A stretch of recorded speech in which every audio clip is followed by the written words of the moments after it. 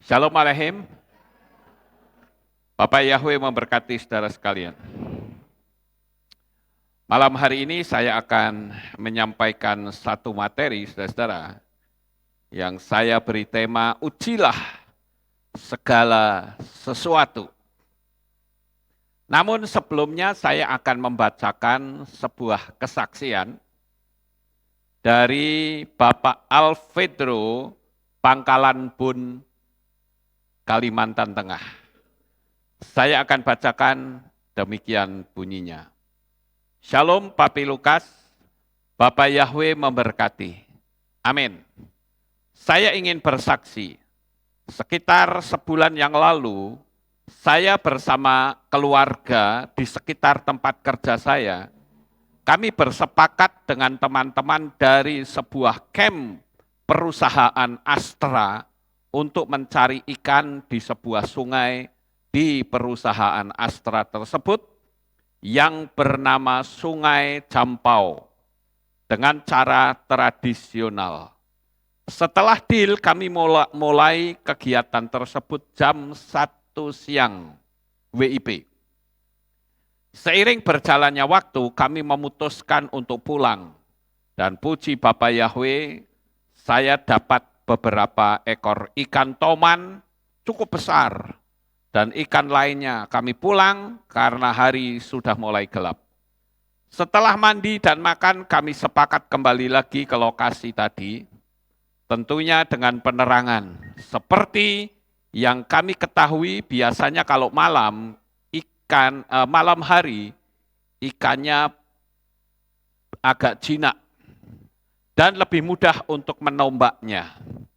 Dengan tombak kecil, ikan sejenis trisula, karena memang hobi dan disertai rasa penasaran kami, sudah tidak peduli lagi dengan rasa angker dan ganasnya penghuni sungai itu.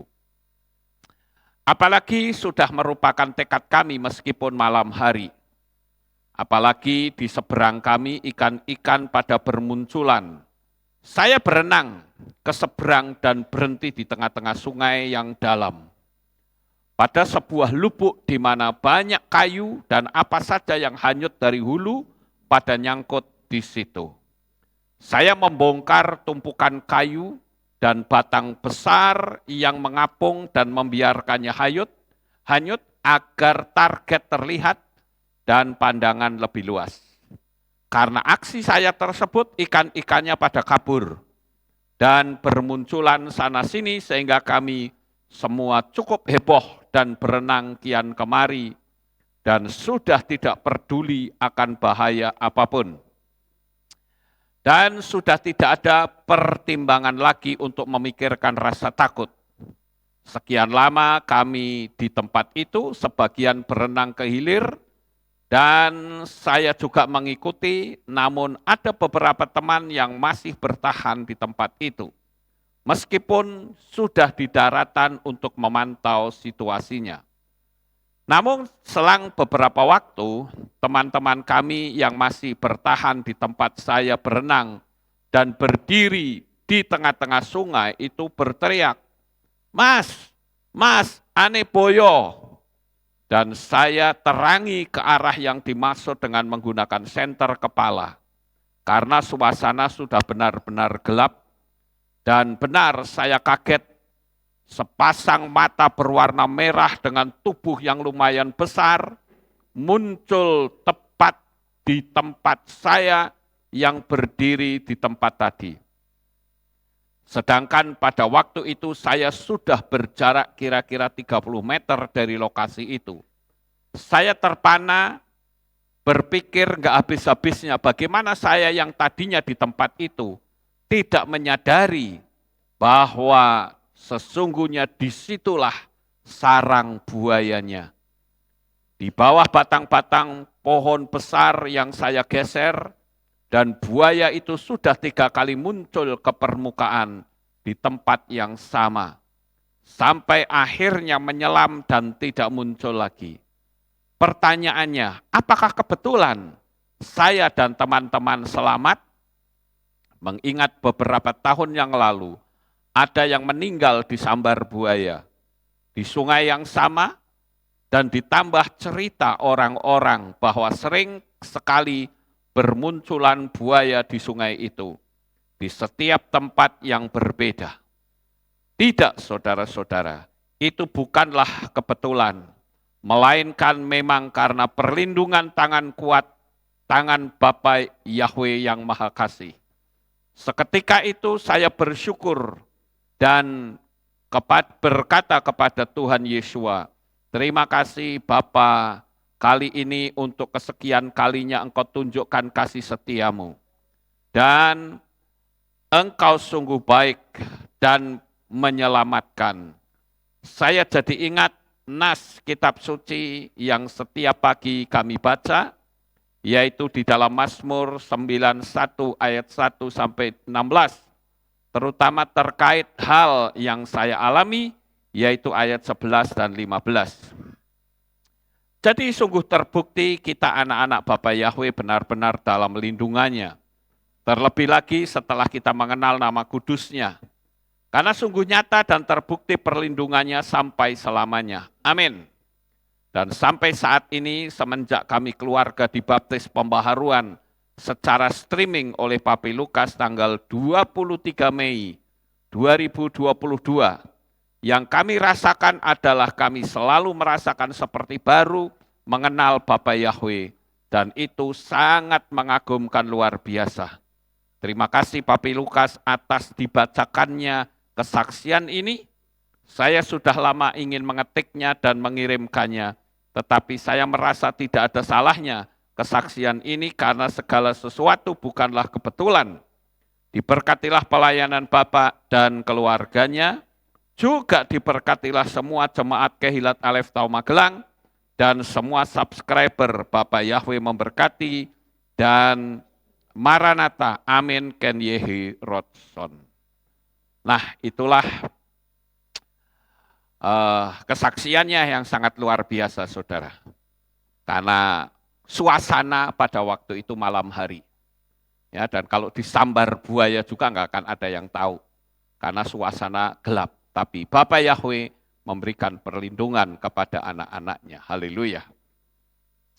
Baik, Bapak Ibu, sekarang kita akan masuk ke materi saya, yaitu ujilah segala sesuatu. Di dalam perjalanan kita saat ini, kita masuk ke era teknologi. Di mana era teknologi ini kita akan dapat informasi sebanyak-banyaknya. Kita juga melihat pengajaran-pengajaran di internet itu luar biasa banyaknya. Nah, kadangkala saudara-saudara banyak orang yang tidak pernah menggunakan saringan. Seandainya ada pengajaran-pengajaran baru tidak diukur apakah ini sesuai dengan kitab suci atau tidak. Nah, oleh karena itu pada malam hari ini saya akan mencoba untuk meluruskan berkenaan dengan munculnya pengajaran-pengajaran baru yang saya sempat mendengar dan ini mulai merambah kemana-mana. Kalau tidak segera diantisipasi, itu akan sangat menyesatkan. Apalagi kalau hal ini dipakai oleh gembala KPI, maka orang akan menganggap bahwa pengajaran ini berasal dari Sinode Kehilat Pemulihan Indonesia. Namun demikian, pada malam hari ini saya akan meluruskan ada 5 hal yang akan saya tunjukkan kepada saudara atau saya jawab malam hari ini. Yang pertama adalah pengajaran yang mengatakan Sabat itu bukan Sabtu. Memang kemarin sudah saya singgung sedikit, tetapi saya ulang lagi supaya saudara bisa tegas atau jelas ya, bahwa apa yang saya sampaikan ini saya mengcounter semua pengajaran yang ada 5 poin ini, Bapak Ibu. Ya, jangan sampai nanti orang berpikir bahwa oh ini apa pengajaran dasarnya KPI. Oh tidak, ya ini bukan dari KPI. Oke, saya akan jawab satu persatu. Yang pertama adalah Sabat bukan hari Sabtu. Kemudian yang kedua, ada yang mengatakan bahwa Sabat itu hanya 12 jam. Dari jam 6 pagi sampai jam 6 sore. Kemudian tentang atribut. Atribut kita itu sebetulnya apa? Nah, ini supaya kita bisa paham, ya. Kemudian konsep Tritunggal. Nah, ini saya katakan Tritunggal itu salah. Ya, nanti saya akan tunjukkan salahnya di mana. Kemudian nama juru selamat bukan Yesua. Nah, ini juga saudara harus paham. Oke, satu persatu saya akan jawab. Yang pertama, Sabat bukan hari Sabtu. Nah, kalau ada orang yang berkata Sabat bukan hari Sabtu, terus kapan?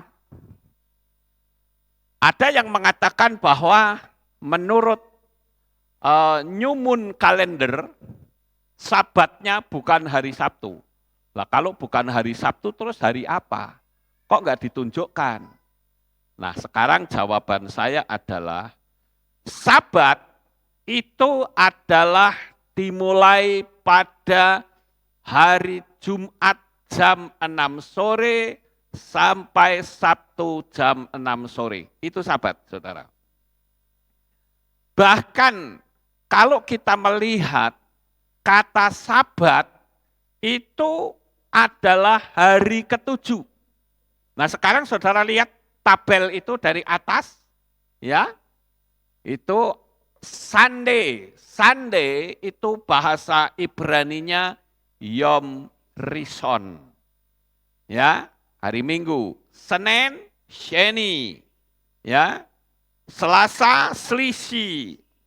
Rabu, Revi'i. Kamis, Khamisi. Jumat itu Sisi. Sabtu itu Sabat. Lah kalau Sabatnya bukan Sabtu terus mau ditaruh di mana? Ya. Lah ini kan pengajaran jadi ngawur saudara-saudara. Kalau orang bilang menurut Ros Kodes, barangkali kalau saya tanya, you tahu nggak Ros Kodes itu artinya apa? Belum tentu tahu, saudara. Iya. Ros Kodes itu kan bulan baru. Ya. Bulan baru itu kan ada tuh di kitab Tehillim kalau tidak salah ya, dikatakan bahwa tiuplah sangkakala pada bulan baru. Nah, bulan baru itu jatuhnya itu tidak harus hari Sabat. Bisa jadi dia hari Rebo. Bisa jadi dia hari Senin atau Selasa. Nah, itu namanya Sabat Gadol atau Sabat besar. Begitu juga 7 hari raya. 7 hari raya tidak harus jatuh pada hari Sabtu. Dia bisa jatuh pada hari Kamis, ya di situ Kamis disebut Sabat Gadol. Tapi kalau Sabat mingguan, itu selalu Jumat sore sampai Sabtu sore.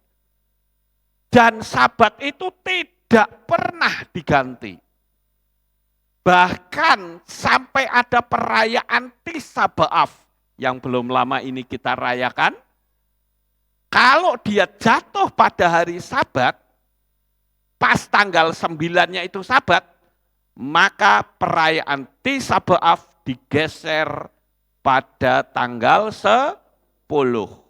Itulah yang membuktikan bahwa hari Sabat ya itu tidak bisa diubah.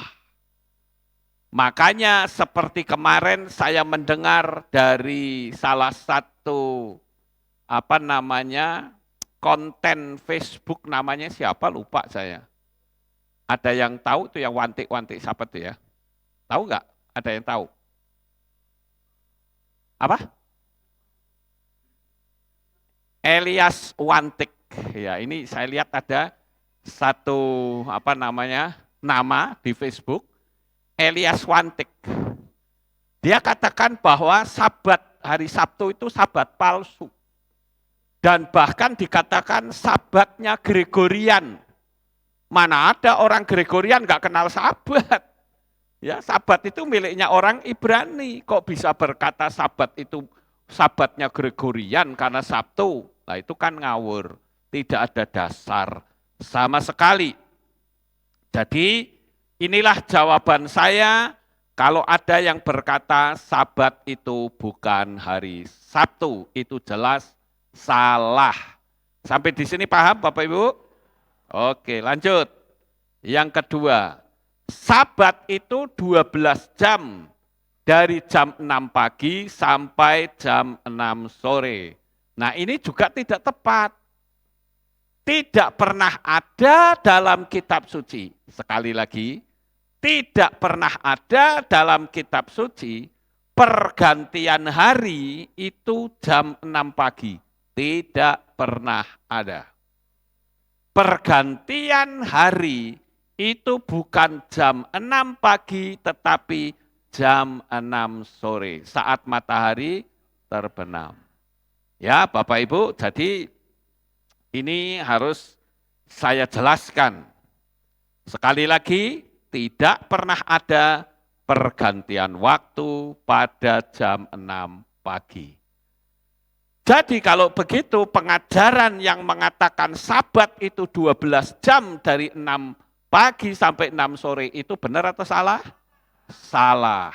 Salah tur nemen, saudara ya.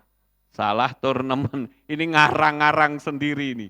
Saya bingung, banyak orang yang ngarang. Ya, tidak ada dalam kitab suci. Oke, sekarang saya lanjut. Yang ketiga yaitu masalah atribut. Kita sebagai orang-orang yang sudah percaya kepada Bapa Yahweh, biasanya itu atributnya bukan lagi salib, saudara-saudara. Yang betul atribut kita itu adalah menorah. Ya, kenapa kok bukan salib? Loh, umumnya orang Kristen pakai salib. Betul, itu kan umumnya. Tapi bukan simbolnya kita. Kalau simbolnya orang percaya itu menorah, dasarnya di mana? Tuh saya tulis tuh. Gilyahna 1 ayat 20 ya, saya bacakan. Gilyahna 1 ayat 20. Ini sudah saya tulis belum ya? Oh, belum. Gilyahna 1 atau kitab Wahyu ya. Perhatikan, saya bacakan. Rahasia ketujuh bintang yang telah engkau lihat pada tanganku dan ketujuh kaki pelita emas itu. Ketujuh bintang itu ialah malaikat-malaikat. Ketujuh kehilat dan ketujuh kaki pelita yang telah engkau lihat adalah ketujuh kehilat itu. Jadi simbolnya iman kita itu menorah, saudara. Itu simbolnya, ya. Nah, sekarang pertanyaannya, terus salib bagaimana itu? Dari dulu saya suka pakai salib, bagaimana tuh? Ya terserah Anda. Kalau saya sudah ngerti mau tetap pakai salib atau tidak. Tapi saya perlu ngasih tahu bahwa sebelum, ya jauh sebelum Yesua datang, simbol salib itu sudah ada. Sekali lagi saya tekankan, jauh sebelum Yesua datang ke dunia ini, simbol salib itu sudah ada. Itu adalah simbol dari agama Babel kuno. Kemudian salib itu dibentuk, divariasikan bermacam-macam seperti gambar yang ada. Dan yang paling atas itu adalah ang, ya, ANK. Itu adalah simbol dari dewa matahari sebetulnya ya, dewa-dewa yang lain. Saya bacakan nih. Ang juga dikenal dengan sebagai kunci kehidupan, kunci neo atau crux ansata, bahasa Latin yang berarti salib dengan pegangan melambangkan 3 kesatuan pria dan seorang wanita. Yang satunya siapa? Ngomongnya 3 kok laki dan perempuan, itu satunya siapa? Ya misterius, saudara-saudara. Bisa saja satunya itu ya Shin Tet Nun atau Satan. Bisa. Atau ya transgender, bisa saja. Yang jelas itu misterius, saudara-saudara. Nah kalau sudah jelas itu bukan berasal dari Ibrani, ya jangan dipakai. Ya toh? Jangan karena kebiasaan. Itu salib-salib semua itu ya, itu kan ada namanya itu. Latin Cross, Saint Peter Cross, Calvary Cross, Patriarchal Cross. Ini semua itu ada ceritanya, saudara. Tapi jelas saya tidak mungkin menceritakan ini satu persatu. Kesuwen. Ya, saya akan tunjukkan secara sekilas saja, pokoknya itu bukan dari Ibrani. Seperti yang sebelah sini. Siro itu juga siro ya. Siro itu kan huruf Ibrani ya. X dan ro itu R gitu. Ya. Sekarang saya tunjukkan lagi. Nah, ini juga banyak sekali simbol-simbol salib yang ada, saudara. Ya. Dan saya coba untuk melihat dari mana sebetulnya simbol ini berasal, itu dari agama Babel kuno. Tapi akhirnya divariasikan sedemikian rupa, sehingga terbentuklah salib-salib seperti yang saudara lihat itu. Kalau orang-orang Kristen pada zaman aniaya, itu simbolnya malah bukan salib, saudara. Tetapi simbolnya adalah ikan. Ya, itu ikan. Ikan itu bahasa Yunaninya adalah iktus. Iktus itu artinya ikan. I-nya itu iota, X-nya itu si, ya. Itu yang tengah itu tau, kemudian yang kayak huruf Y itu berarti yupsilan, kemudian yang kayak E itu adalah sigma. Ya. Itu huruf-huruf Yunani. Nah, kata iktus itu disingkat Yesus Kristus Theos Wios Soter. Bacanya begitu, saudara. Artinya apa? Ya, Yesus Kristus, Theos itu Tuhan. Ya, Wios itu putra, Soter itu penyelamat. Jadi Yesus Kristus Tuhan putra penyelamat. Begitu, saudara-saudara. Artinya, ya, tapi sekali lagi ini bukan simbolnya orang Yahudi, bukan sama sekali. Ya, nah, kalau begitu kita perlu cari tahu, saudara, sejak kapan simbol ini muncul? Kita kejar, ternyata simbol ikan ini muncul 200 tahun setelah kematian Yesua yang ada di dunia ini. Jadi ketika Yesua mati dan orang-orang percaya dikejar-kejar, simbol ini sudah muncul atau belum? Belum, ya. 200 tahun kemudian baru muncul, saudara-saudara. Baru muncul. Nah, apa sih tujuannya kok simbolnya ikan? Ikan itu simbol sebagai penjala manusia. Ya. Kemudian yang kedua, Yesua memberi makan 5.000 orang dengan ikan. Dan ikan itu selalu berkelompok. Dan anaknya banyak, saudara. Tidak pernah ada ikan yang anaknya cuma 1. Enggak ada.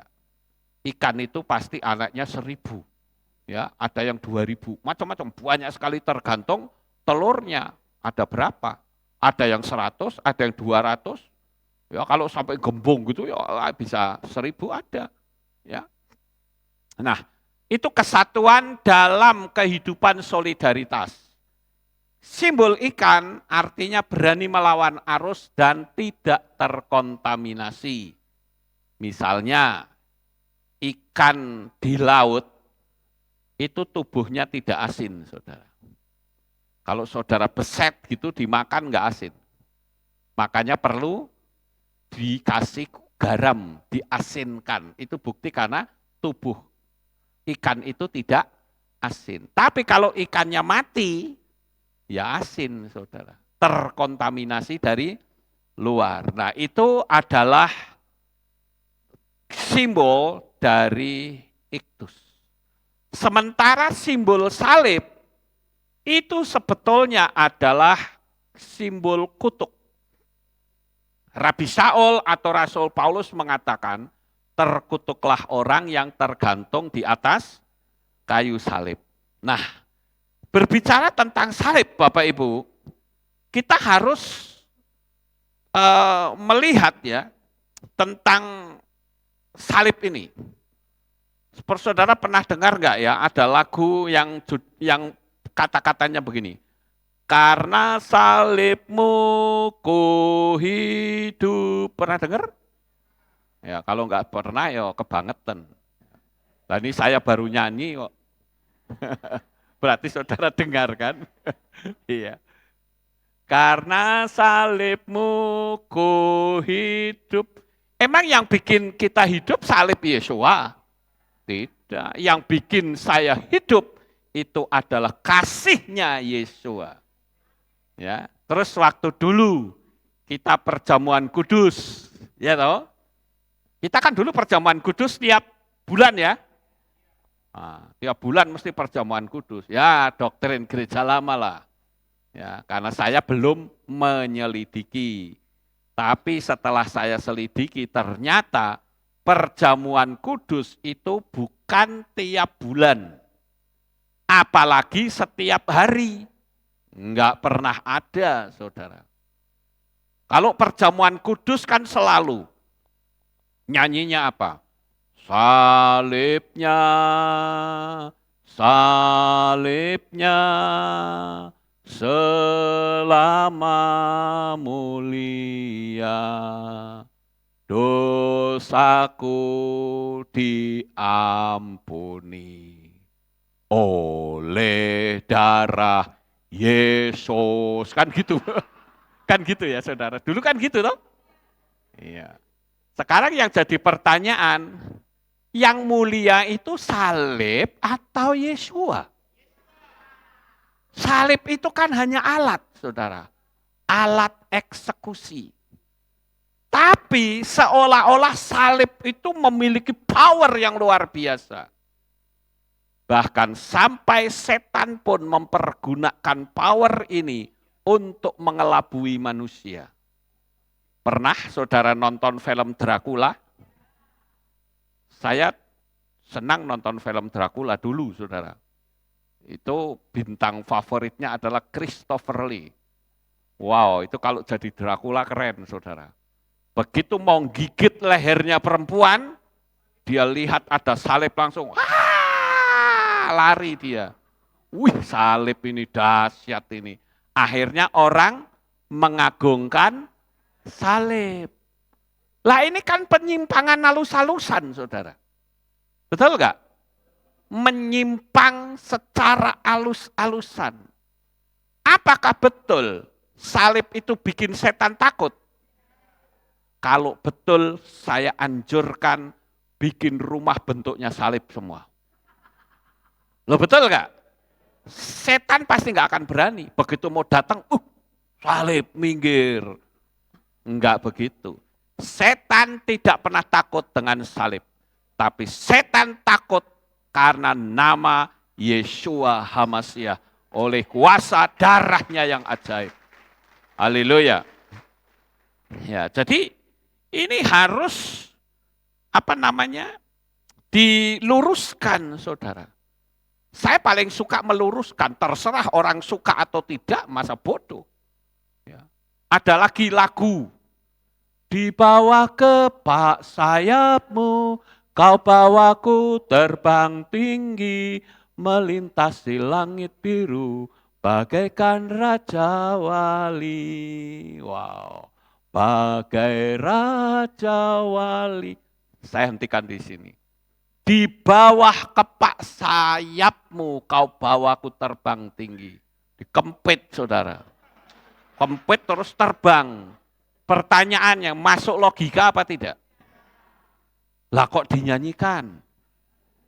Padahal yang benar di atas kepak sayap Raja Wali, kau menopang aku terbang tinggi. Ada ayatnya saudara. Saya tunjukkan ayatnya. Di kitab Devarim atau Ulangan pasal 32 ayat 11. Seperti Raja Wali menjungkir balikkan isi sarangnya, melayang-layang di atas anak-anaknya, merentangkan sayapnya, perhatikan, mengambilnya seekor dan mendukungnya di atas sayapnya. Bukan di bawah. Lah kalau di bawah terbang tinggi, lah dikempit mana bisa, saudara? Enggak bisa. Jadi jangan asal nyanyi, wis apa adanya, pakai logika. Ya. Kemudian kita lanjut lagi yang berikutnya. Yaitu konsep Tritunggal. Itu dalam teologi Ibrani tidak pernah ada.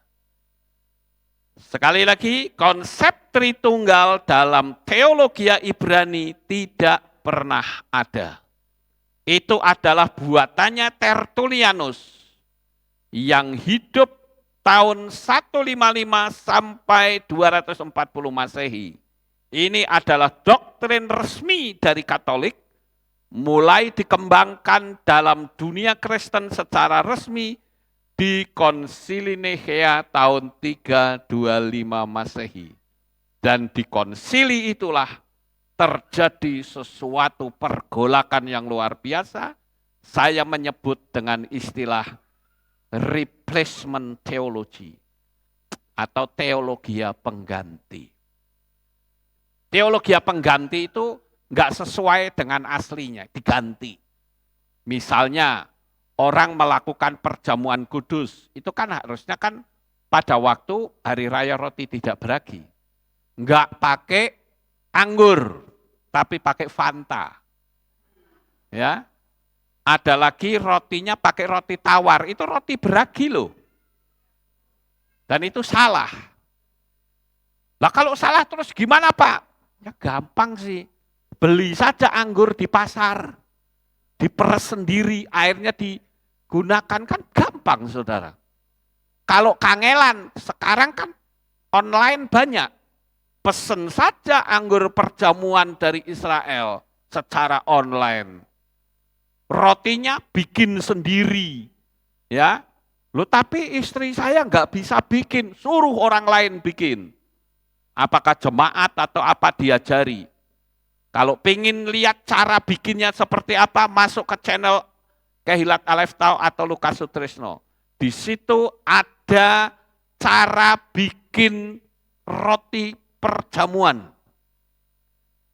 Dan kami melakukannya tidak tiap bulan lagi, tapi setiap tahun. Kalau ada ayat yang berkata, setiap kali kamu makan roti dan minum cawan ini, kamu memberitakan kematian Tuhan. Setiap kali. Ada yang diterjemahkan sesering. Itu dalam teks bahasa Ibrani ditulis dengan kata zeman. Zeman itu ada kedengaran kalimat kata zaman. Zaman itu adalah sebuah peristiwa tertentu di momen tertentu. Jadi bukan tiap hari. Mohon maaf bagi saudara yang melakukan tiap hari, itu salah, tidak tepat. Itu baru-baru yang memproklamirkan itu sebetulnya dari Katolik. Sehingga setiap komuni itu selalu ada. Dan itu pun jemaat tidak minum anggur. Anggurnya cuma ditetes itu tok, saudara. Yo, betul enggak yang dari Katolik? Ya, anggurnya itu cuma ditetesi tok. Jadi nggak minum namanya. Minum setetes gitu loh.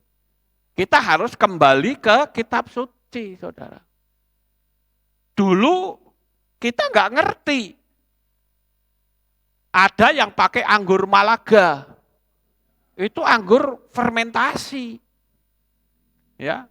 Nanti begitu minum langsung merah semua mukanya. Itu salah, Saudara. Ada juga yang pakai teh. Ya saya harus meluruskan ini, Saudara. Makanya saya bilang cobalah beli anggur via online kan bisa. Atau yang lebih fresh boleh beli di pasar. Ikuti saja apa kata firman Tuhan. Amin. Juga kalau kita mau lihat lagu-lagu yang menyangkut Tritunggal itu banyak, Saudara. Saya kutipkan ya, lagunya bunyinya begini. Hormat bagi Allah Bapa, hormat bagi anaknya, terus gitu. Ini lagu Protestan. Ya. Ketiga yang esa. Loh Tuhan, kita 3 apa 1? Halo? 1. Dalam teks Ibrani dikatakan Yahweh Ehad, Oshemo Ehad. Yahweh satu-satunya dan namanya satu-satunya. Ya kalau lagu tadi kan ketiganya yang esa, haleluya, haleluya, ketiganya esa, didoktrin terus. Ini kan yang bikin itu Tertullianus. Tertullianus itu mau menginjil ke paganisme tapi pakai pola pagan. Nggak bisa, Saudara. Makanya kenapa orang Islam sulit untuk menerima Yahweh dan Yeshua. Karena yang dia kenal, Tuhannya orang Kristen itu 3. No. Tuhan kita itu ehad atau satu. Amin.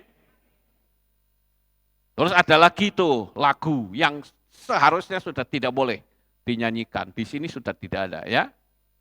Pujilah Bapa, pujilah Anak, puji Roh Kudus, ketiga yang esa. Ketiga, selalu 3. Apakah Bapak Yahweh tidak bisa bikin fenomena lebih dari 3? Sangat bisa dan mudah sekali.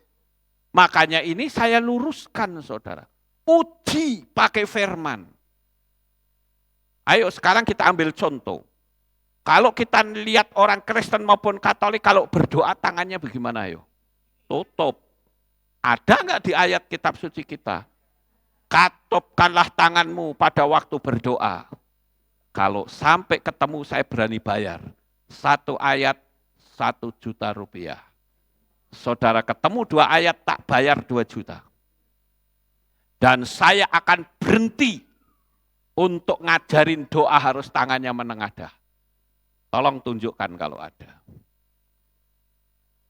Makanya banyak guru-guru sekolah minggu yang salah. Anak-anak, sekarang tutup mata, lipat tangan. Jangan bicara sendiri-sendiri ya. Mata tidak boleh terbuka. Kalau sampai terbuka nanti dicolok sama Tuhan. Itu tidak boleh pengajaran seperti itu, Saudara. Ya. Kita harus berdoa sesuai dengan firman Tuhan. Amin. Firman Tuhan katakan dengan menengadah. Menengadah itu tangannya dibuka. Nanti orang kasih komentar, kok jadi kayak orang Islam? Bukannya kualik mereka yang tiru kita. Ini yang harus kita ketahui, Saudara. Wajah kekristenan sudah berubah menjadi wajah Yunani, bukan Ibrani. Seperti yang tadi saya sebut ini, Yesus Kristus, Theos, Huios, Soter. Ya. Ini kan Yunani. Yunani itu rumpunnya namanya Indo-Eropa. Kalau Israel dengan Arab itu masih satu rumpun. Namanya rumpun Semitik, saudara. Israel berkata Abba, Arab berkata Abba. Ya. Tapi kalau ini pater, beda, sudah beda sekali.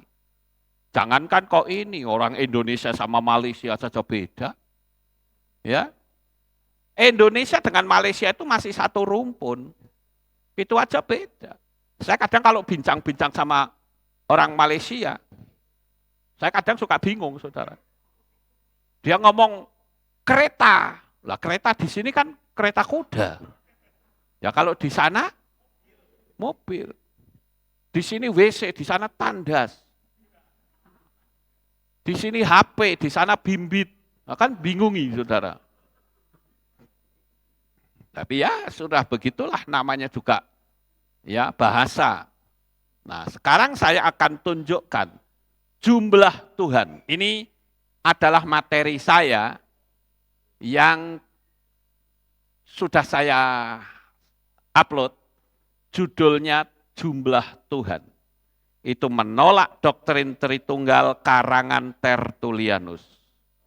Berapakah jumlah Tuhan yang kita sembah dan kita imani? 1. Sekarang saya mau tanya, nanti saya baru jelaskan. Bapak Yahweh itu maha kuasa atau tidak? Maha kuasa. Bisakah dengan kemahakuasaannya dia bisa menjadi sejuta fenomena? Bisa. Sekarang pertanyaan kedua. Bisakah dengan kemahakuasaannya dia berdialog dengan fenomenanya sendiri? Bisa. Kalau Anda berkata tidak bisa, berarti dia tidak maha kuasa. Saya seringkali membandingkan dengan Sun Gokong, saudara. Sun Gokong itu kalau dikeroyok orang 50, dia jadi 50. Saya serius, saudara-saudara. Ini dunia alam roh loh. Makanya kalau ada orang yang mengolok-olok katanya, masa Yesua itu disebut Tuhan? Lah kalau Tuhan itu turun ke bumi lah surganya kosong. Ya karena Tuhannya tidak bisa menjadi sejuta. Lah kalau Tuhan kita lah bisa jadi apa saja. Iya toh? Jadi enggak mustahil kalau Yesua itu berperan sebagai manusia. Nah sekarang saya akan tunjukkan. Yang pertama, Bapak Yahweh yang tidak nampak itu, dia bisa menjadi tiang awan dan tiang api. Apakah saudara pikir itu tiang awan dan tiang api itu adalah merupakan fenomena alam? Tidak.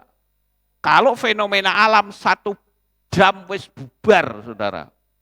Kena angin, bubar sudah. Tapi faktanya dia bisa bertahan 40 tahun lamanya. Itu fenomena Tuhan, bukan fenomenanya malaikat. Tidak. Itu fenomenanya Bapak Yahweh sendiri. Bapak Yahweh bisa berubah menjadi api. Kalau enggak bisa berarti kalah sama Banaspati. Di Jawa ini kan ada jin api namanya Banaspati. Iya toh? Dia bisa membentuk api. Nah, Bapak Yahweh yang sama dia bisa ya menunjukkan kekuasaannya menjadi api pada waktu memperkenalkan diri kepada Mose. Sehingga Mose kaget, ada apa ini kok semak duri terbakar tapi kok enggak kebakaran. Ya, nah ini kan penting saudara, itulah Yahweh. Bapak Yahweh juga bisa menjadi tangan yang menulis di dinding kerajaan Belsasar. Mene tekel ufarsin. Sehingga Raja Belsasar ketakutan luar biasa. Itu fenomenanya Bapak Yahweh. Kalau orang ngerti dunia alam roh, dia akan mudah bahwa Tuhan itu satu. Ya. Kemudian kita lanjut. Bapak Yahweh juga pernah menjadi manusia ketika dia membelakan 3 pemuda hebat dari Israel. Hananya, Misael, Azaria. Saya sangat suka dengan 3 nama ini, saudara. Karena 3 nama ini nama pahlawan iman, saya katakan. Dia punya nyali sangat besar. Diancam tidak takut, saudara. Bahkan dia berani memproklamirkan, nanti ada Elohimku yang akan melindungi aku. Tetapi seandainya tidak, aku tetap tidak akan mau menyembah patung buatan Tuanku Raja. Itu baru iman, saudara. Nyalinya gede banget gitu loh. Bahkan namanya yang indah itu sampai diganti jadi nama berhala. Sadrah, Mesah, dan Abednego. Itu nama berhala. Saya punya teman namanya Pendeta Sadrah. Ya, karena nggak ngerti, saudara. Ada juga yang namanya Abednego. Wah, kayaknya hebat banget ya. Nama itu tertulis dalam kitab suci. Padahal itu nama berhala. Ya. Kita lanjut. Dalam perjanjian baru, Bapak Yahweh bisa menjadi burung merpati. Bapak Yahweh juga bisa membentuk apa? Api-api itu ya. Api yang menyala-nyala pada waktu perayaan hari raya Shavuot atau Pentakosta. Jadi kita ini harus paham, saudara-saudara. Lalu kalau gitu, siapakah Yeshua itu? Dia tidak lain adalah Bapak Yahweh sendiri yang menjadi manusia. Makanya Yeshua berkata, kamu akan mati dalam dosamu. Kalau kamu tidak percaya, akulah dia. Yang bikin Yeshua disalib karena apa? Karena pengakuan itu, saudara. Karena pengakuan akulah Yahweh. Jadi kalau kita mau mempelajari itu dari atas, kita akan mudah. Tapi kalau kita mempelajarinya dari bawah, tiba-tiba kita tahu, mosok si Tuhan kok jadi manusia? Ya bingung, karena mempelajarinya bukan dari awal. Tapi kalau dari awal sangat mudah, simpel sekali. Bahwa Yahweh menjadi manusia, itu karena apa? Mau menumpahkan darahnya yang sempurna untuk merebut manusia dari tangan setan. Karena selama belum ada darah manusia yang ditumpahkan, manusia harus membayarnya tiap-tiap tahun dengan menggunakan darah binatang. Karena binatang tidak bisa berbuat dosa. Tidak ada binatang berdosa. Yang berdosa itu manusia. Tapi manusia siapa yang bisa membayar dosanya manusia lain? Nabi-nabi tidak bisa.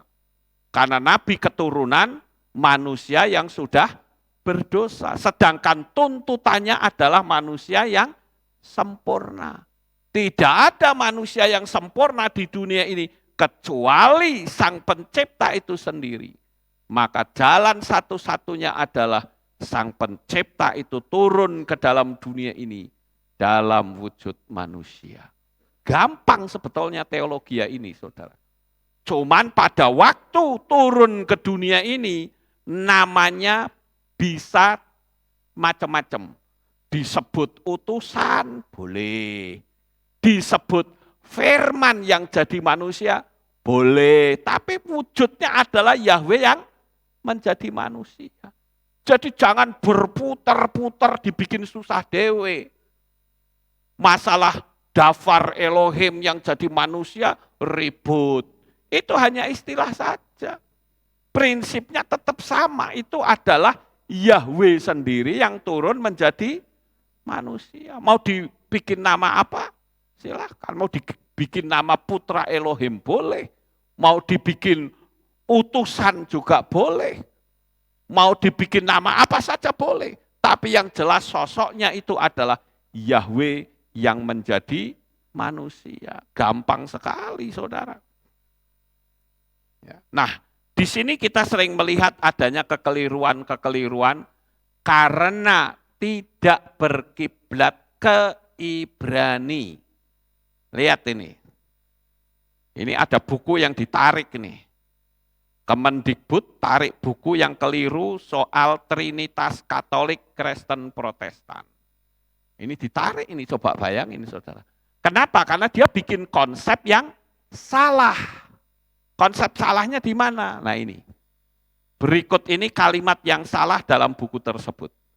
Di bagian Kristen Protestan, Tuhannya adalah Allah, Bunda Maria, dan Yesus Kristus sebagai tiga yang tunggal atau Trinitas.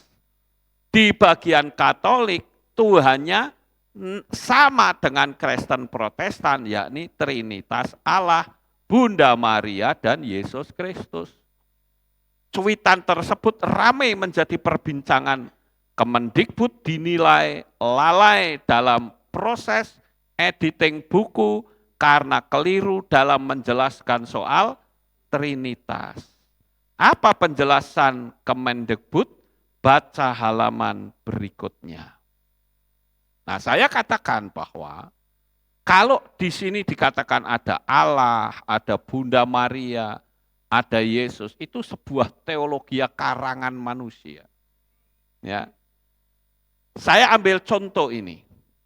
Di dalam kitab Bereshit pasal 1 ayat 1 dalam bahasa Arab itu tercantum nama ini. Ya. Nama Allah.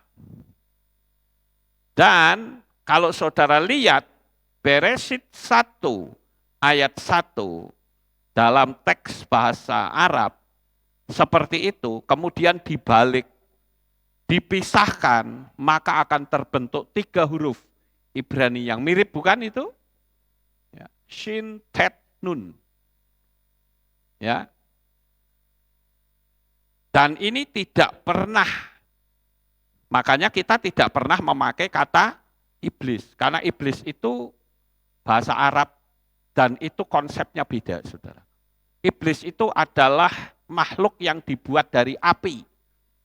Menurut surat Asyod, surat Al-Hijr, dan surat Ar-Rahman. Iblis dibuat dari api. Padahal teologi kita tidak pernah ada makhluk yang dibuat dari api. Tidak pernah ada. Jadi saya lebih suka menggunakan istilah Satan. Tidak ada pula orang yang berkata keiblisan. Enggak ada. Yang ada adalah kesetanan. Ya. Nah sekarang kita lihat yang kelima. Yang kelima sekarang ya. Nama juru selamat bukan Yesua. Ada yang berkata Yahshua, ada yang berkata Yahusa, ada yang berkata Yehosua. Lalu yang benar yang mana? Ini kan bingung saudara. Iya toh? Nah kalau saudara melihat, saya taruh 2 gambar di sini. Ini yang benar yang kan sini atau yang sono? Kok sono jadi susah ya? Yang pakai pakaian biru atau yang sini? Yang kanan. Saya beritahu saudara, Yesua itu orang Yahudi. Dia tidak pernah punya pakaian kayak begini saudara. Sekali lagi, tidak pernah. Lalu kalau saudara melihat sosok yang seperti ini, itu siapa sebetulnya? Masih ingat? Ada yang masih ingat pengajaran saya? Ini dia, Dewa Mitra. Nah itu. Ya.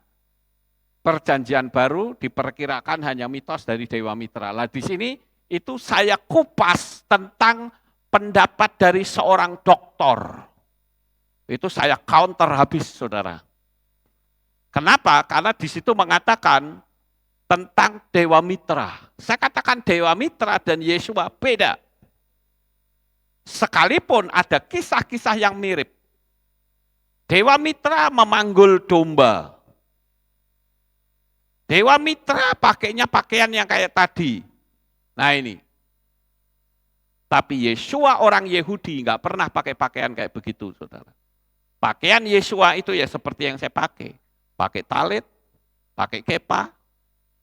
Karena dia orang Yahudi. Ya. Nah, sekarang bagaimana kita bisa membuktikan Yang benar itu Yahshua, Yahusa, atau Yehosua, atau Yesua. Nah, kalau Anda berkata Yesua, buktinya mana? Gematria itulah yang bisa menentukan benar atau salah penyebutannya. Sekali lagi, gematria itu adalah nilai tiap-tiap huruf. Alef 1, Bet 2, Gimel 3, terus setelah 10, 20, 30, 40, 50, setelah 100, 200, 300, dan seterusnya. Itu adalah angka gematria. Sekarang kita cocokkan, mana yang paling benar. Jadi bukan saya ya yang menguji ya Bapak Ibu. Kalau saya enggak bisa. Yang nguji adalah polanya, sistemiknya yang menguji. Jadi jangan ngomong nanti ini karangannya Pak Lukas. No, saya tidak bisa ngarang saudara. Ini konsepnya dari Ibrani. Ya, coba kita lihat. Nah, itu dia. Tidak memiliki angka gematria yang sama dengan Yahweh. Kalau orang mengatakan juru selamat itu namanya Yahshua. Itu salah. Coba saudara lihat, ini bunyinya apa? Yahweh Bemesaya. Ya, Yahweh Bemesaya ini itu kalau dihitung pakai angka gematria, dapatnya berapa? 386. Sekarang saudara perhatikan. Nah, gematria nama Yesua itu adalah 386. Sama enggak kira-kira? Sama. Padahal hurufnya beda. Ya, Yod, Shin, Wa, Ayin itu Yesua. Sedangkan tadi, ya, yang tadi,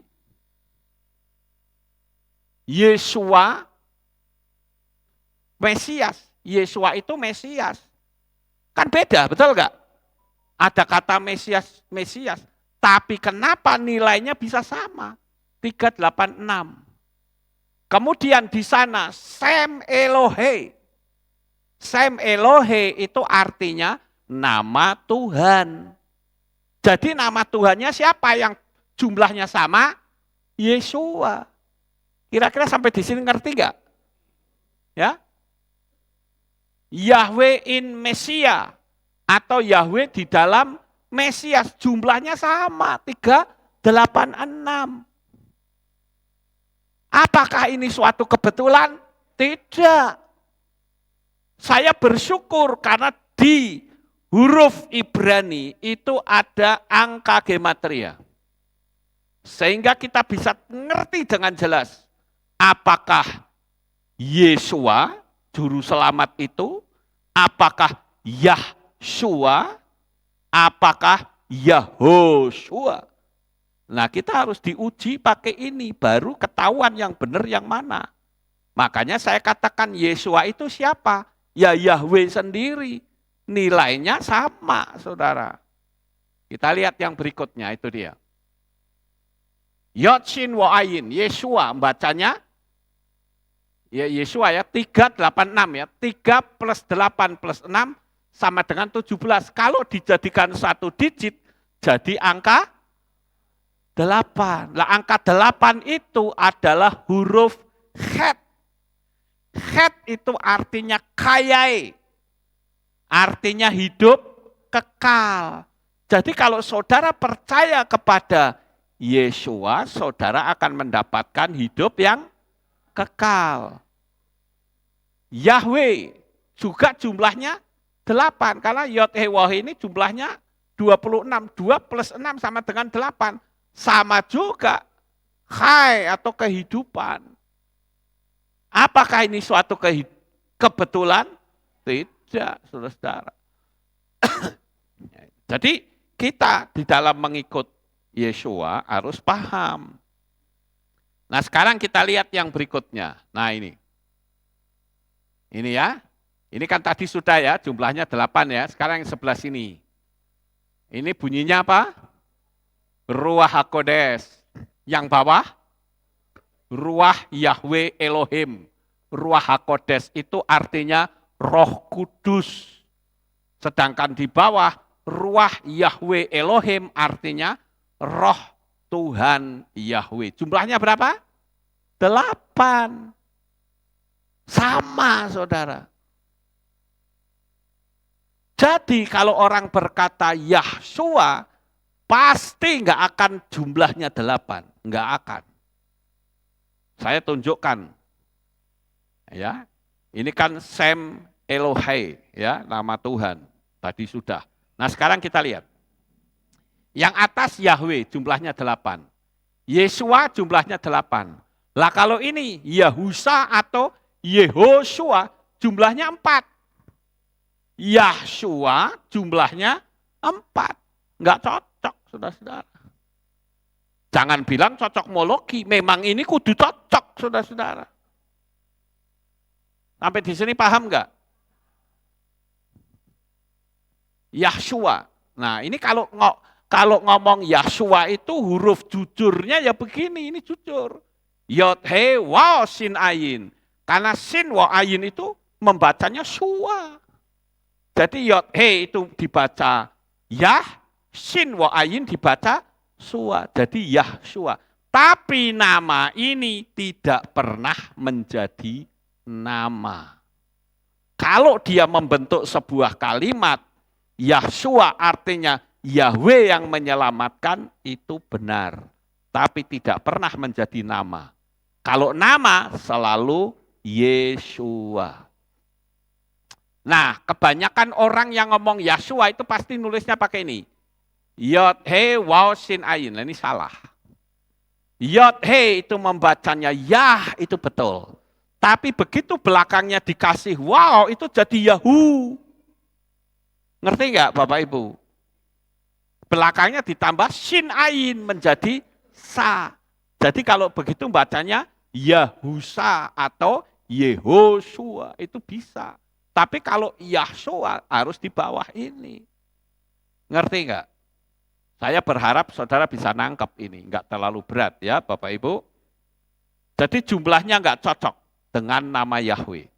Kalau Yahweh itu namanya jumlahnya 8, Yahshua jumlahnya 4, Yahusa, Yehoshua jumlahnya 4. Tapi yang cocoknya sama dengan angka 8 adalah Yeshua. Jadi nama juru selamat kita siapa? Yeshua.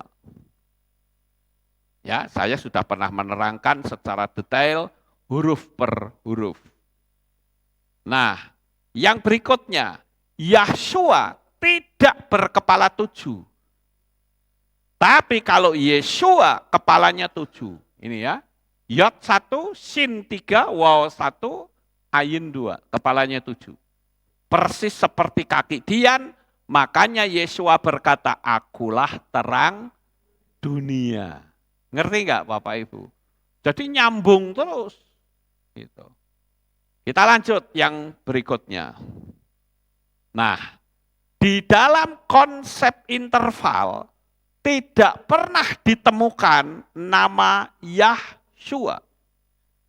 Saya ambil contoh, ini ada satu interval, ya. Ini ada satu interval. Coba ya, saya tunjukkan.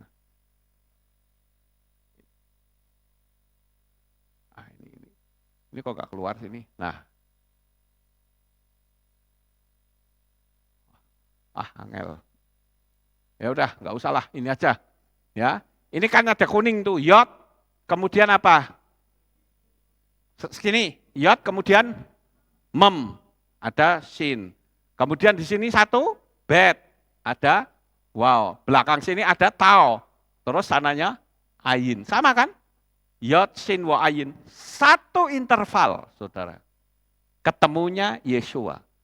Di sini dikatakan, Mi yiten mitsion Yeshuot Yisrael besub Elohim sebut Amo Yagel Yaakov Yismah Yisrael. Saudara perhatikan kata Elohim sebut Amo.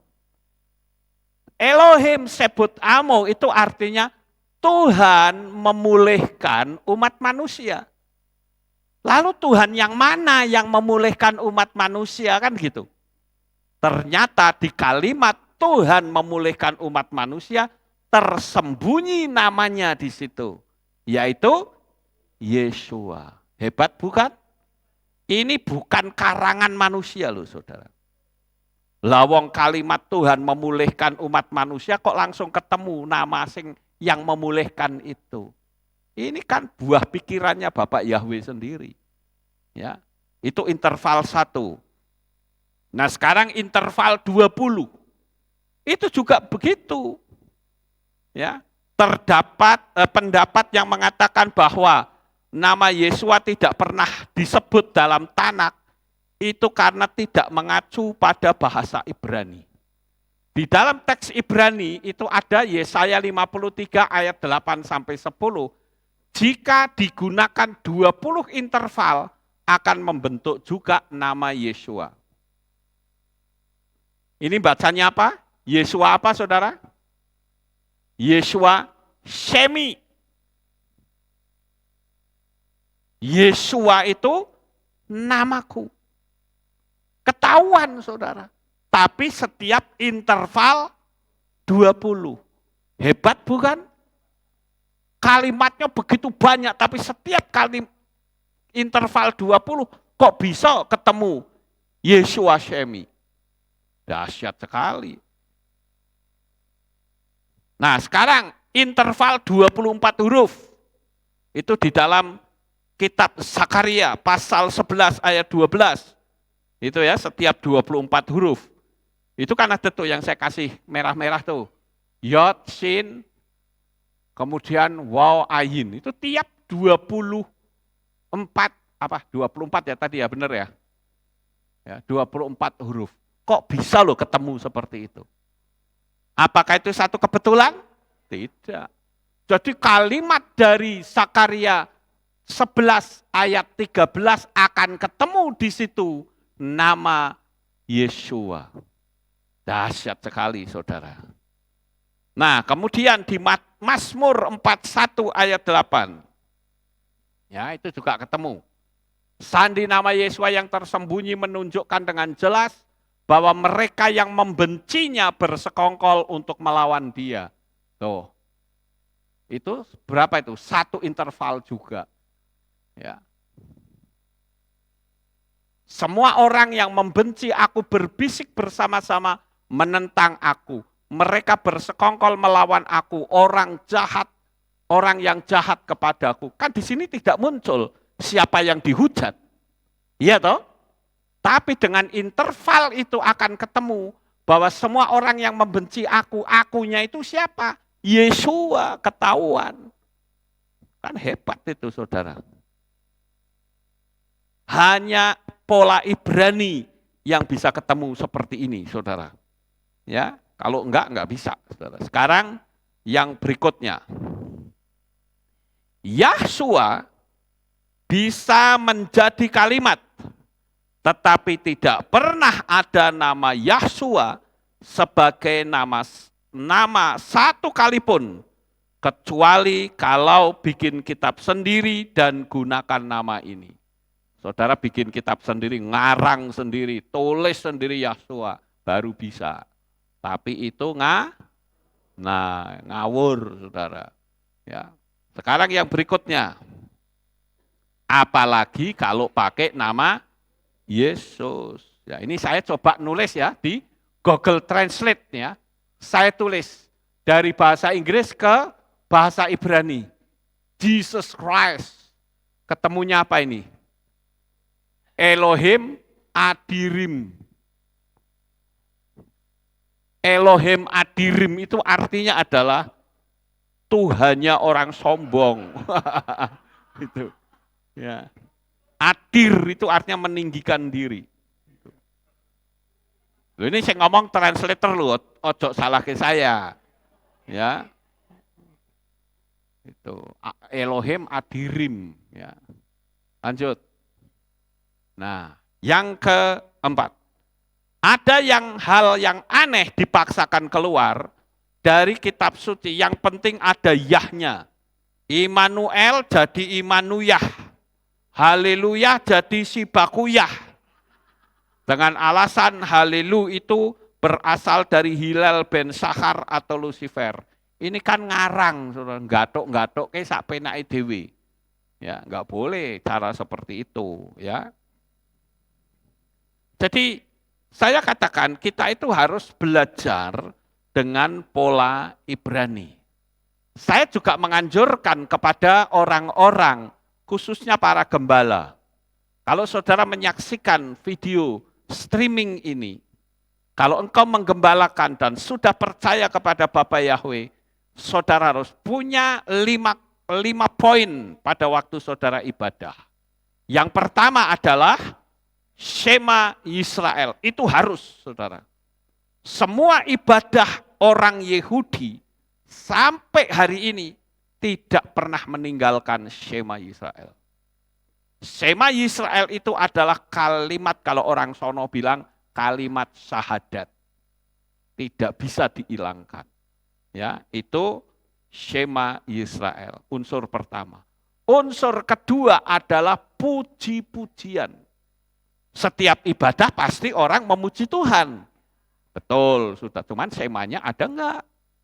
Itu. Shema Yisrael, puji-pujian, kemudian apa? Doa. Namanya orang ibadah mesti ada doa. Dan yang keempat, firman Tuhan. Ada renungan yang dibawakan. Dan yang kelima, penutupnya adalah birkat kohanim. Kalau orang bilang, aku enggak hafal, ya ditulis, enggak salah. Ya toh? Tapi 5 unsur ini harus ada. Dan di tempat ini 5 unsur ini ada. Saudara mau pakai liturgi atau sidur, tetap 5 unsur ini mesti ada. Tidak mungkin tidak ada, saudara. Ya, jadi jangan kita, ya saya kadang prihatin ya, banyak orang yang gembala melarang untuk nonton video saya. Lah, padahal jemaat di situ subscriber kita di sini lah, jemaatnya mutung, saudara.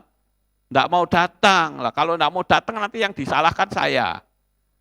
Padahal jemaat itu bisa di situ karena saya yang nyuruh. Kan lucu, betul enggak Bapak Ibu? Nah ini keprihatinan. Saya juga menganjurkan ya para gembala, cobalah nonton video saya. Jangan gengsi deh. Ya, jangan gengsi. Dumeh saudara punya titel panjang terus malu nonton video ini. Padahal di sini itu polanya pola Ibrani. Ya, Bapak Ibu. Kadangkala saya prihatin ya. Kehilat jumlah jemaatnya masih sedikit, isinya bertengkar melulu, saudara. Ribut satu dengan yang lain. Alef tahu ini saya pikir jemaat pengagung Bapak Yahweh yang jumlah jemaatnya terbanyak di Indonesia loh. Kok nggak ada keributan di sini?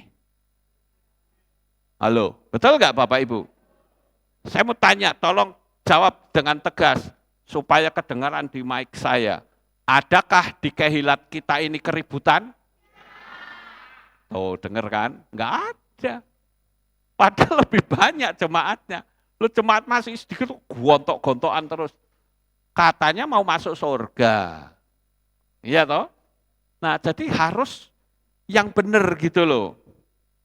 Kita itu belajar supaya menjadi, ya istilahnya ngelawan arus sedikit lah.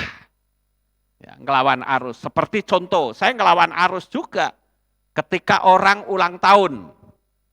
Kalau ulang tahun kan mesti apa? Tiup lilinnya, tiup lilinnya. Baru dinyalakan, ditiup kok ditepokin. Secara hukum alam supranatural, Anda nepuk tangan kegelapan.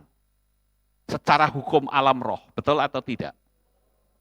Makanya kalau orang berulang tahun, ya sudah lilinnya dinyalakan, jangan dimatikan. Biarkan dia mati sendiri. Lawang ditiup kan berarti kegelapan. Lah kok ditepukin? Saya kira nggak tepat itu. Secara hukum alam roh nggak masuk, saudara. Makanya di tempat ini saya ajarin, kalau ulang tahun lilinnya jangan ditiup. Dan faktanya nggak ada di sini yang protes dan ribut. Mereka mau semua.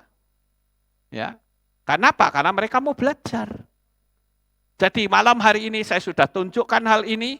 Saya percaya kalau kita mau mempraktekannya, maka Bapak Yahweh pasti memberkati kita. Sukses besar untuk saudara. Bapak Yahweh memberkati. Haleluya. Kita tunduk kepala, kita berdoa. Kami mengucapkan terima kasih dan syukur kepadamu ya Bapa. Malam hari ini kami bersama-sama telah mendengarkan renungan firman-Mu. Biarlah apa yang kami renungkan, kami tanamkan di dalam hati kami. Berikan kemampuan untuk kami menjadi pelaku-pelakunya. Terima kasih Bapak Yahweh, terpujilah Engkau di dalam nama Adonai Yeshua HaMashiach. Kami sudah berdoa, semua yang percaya berkata, amin.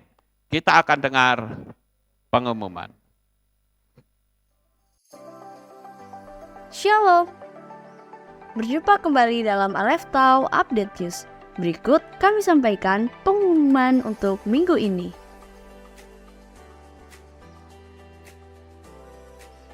Info Men's Club akan diadakan ibadah Padang bertepatkan di Kalibawang pada hari Sabtu 5 Agustus 2023 pukul 6 pagi setelah ibadah Sabat. Harap berkumpul di Kehilat on time dan memakai seragam kaos yang baru. Kami mengundang Bapak Ibu Saudara untuk hadir dalam KKR Fellowship Kehilat Pemulihan Indonesia pada tanggal 8 Agustus 2023 pukul 6 sore di Newujil Resort and Convention Ungaran. Acara ibadah ini terbuka untuk umum. Bagi Bapak Ibu Saudara yang ingin berpartisipasi dapat mendaftarkan diri melalui Ibu Sri di kantor Kehilat. Bagi Bapak Ibu yang berada di Ungaran atau sekitarnya bisa mengikuti KKR ini. Dan untuk jemaat luar kota bisa mengikuti lewat streaming di channel Kehilat Aleph Tau. Demikian pengumuman untuk minggu ini. Sampai jumpa di Aleph Tau Update News selanjutnya. Bapak Yahweh memberkati. Mari kita akan akhiri kebaktian kita, Bapak Ibu, dan bagi saudara yang akan ikut KKR, dan kebetulan saudara diberi anugerah untuk memiliki mobil, mobilnya bisa dibawa, ajak teman-teman supaya bisa ikut ke KKR tersebut. Ya, mari kita bangkit berdiri, kita tutup dalam doa. Terima kasih Bapak Yahweh, selesai sudah ibadah kami dari awal pertengahan sampai pada akhirnya. Sebentar lagi anak-anak-Mu akan kembali pulang ke rumah mereka masing-masing. Jaga, lindungi, peliharakan mereka sampai di rumah dengan selamat. Pertemukan kembali pada jam-jam ibadah mendatang di dalam ikatan tali kasih-Mu. Terima kasih ya Bapak Yahweh, inilah doa syukur yang kami naikkan kepadamu. Di dalam nama Adonai Yeshua HaMashiach, Juru Selamat kami yang ajaib, kami sudah berdoa dan mengucap syukur. Mari kita angkat tangan kita dan kita akan menerima berkat Kohanim. Haleluya. Yevarecheka Yahweh wa yishmereka.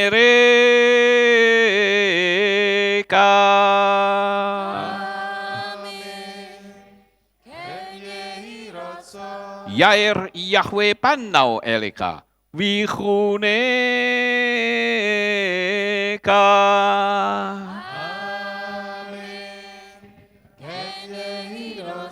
Yesa Yahweh panau eleka wa yashem lecha shalom.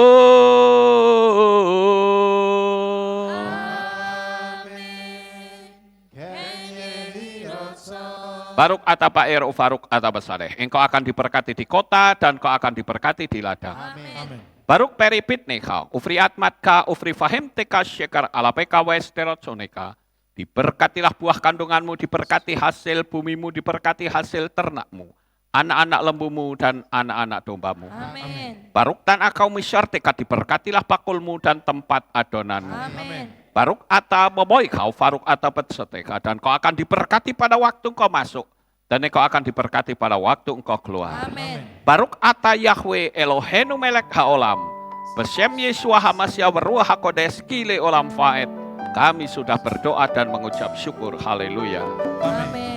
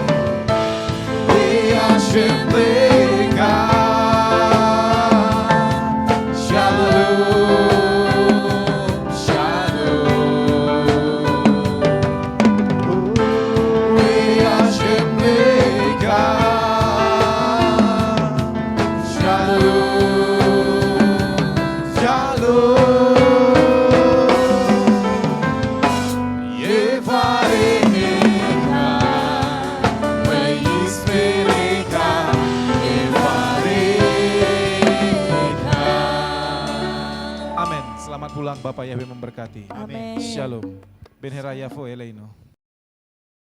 Yahweh yang Maha Kuasa, terima kasih atas kehadiran Bapak Ibu Saudara sekalian dalam ibadah bersama kami di Kehilat Alef Tau Magelang. Doa saya Bapak Yahweh memberkati dengan kesehatan yang sempurna, damai sejahtera dan berkat materi yang semakin melimpah. Kami menunggu kembali kehadiran Bapak Ibu Saudara sekalian pada jam yang tersedia. Hari Sabat jam 5 pagi, hari Minggu jam 6 pagi, hari Rabu jam 6 sore. Siap sedialah sebagai mempelai Hamasya untuk menyambut kehadiran mempelai pria kita yaitu Adonai Yeshua Hamasya di awan-awan yang permai. Amen lehitraot. Shalom, sampai jumpa kembali.